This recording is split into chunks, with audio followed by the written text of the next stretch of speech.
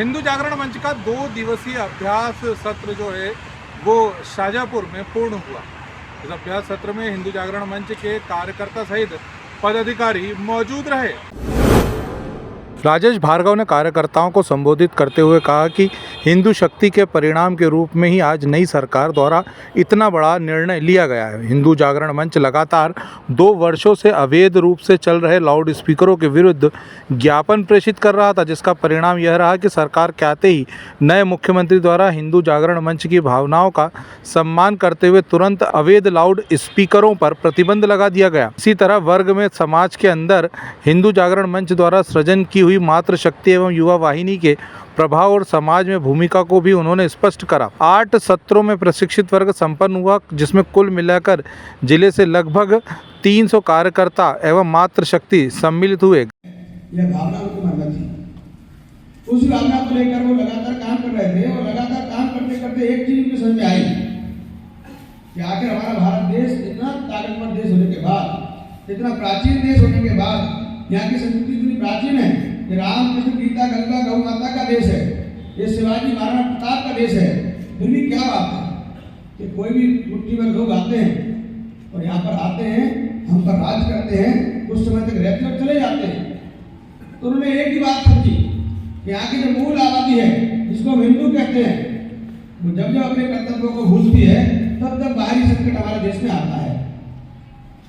इसलिए अपने संघ के गीतों में कहते हैं, हिंदू भाव को जब जब भूले आए विपद महान, भाई छूटे धरती कोई मिटे धर्म संस्थान।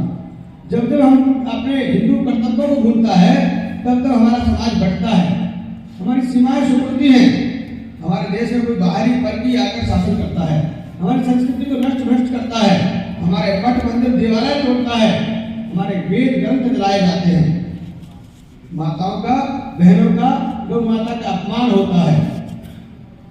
इसलिए उन्होंने कहा कि कब तक चलता रहेगा, कब तक इस प्रकार से कोई भी बाहर से आएगा, फिर हम 300 साल तक संघर्ष करेंगे, उनको भगाने के लिए कई पीढ़ियां खप जाएंगी और फिर से वो देश गुलाम हो जाएगा, फिर वह देश आजाद होगा। ये क्रम कब तक चलता रहेगा? पहले मुगल संघ आए, कुषाण आए, हूण आए, बर्बर आए, मुगल आए, पुर्तगीज आए, अंग्रेज आए, अब काले अंग्रेज भी हैं देश के अंदर। इस प्रकार से डॉक्टर साहब के चिंतन के बहुत बड़ी चिंतन था।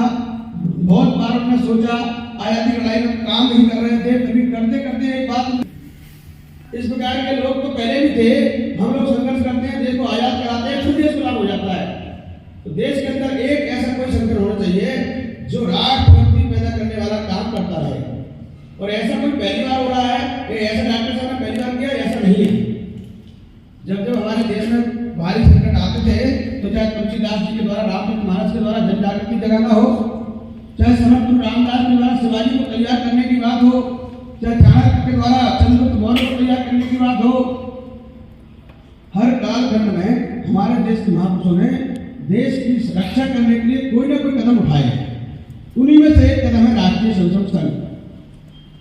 उसी पीड़ा के अंदर, उसी चिंतन के अंदर से निकला हुआ है राष्ट्रीय संसद संघ। और राष्ट्रीय संसद संघ के तमाम संगठन चलते हैं, तमाम काम चलते हैं, उन्हीं में से एक काम है हिंदू जागरण मंच।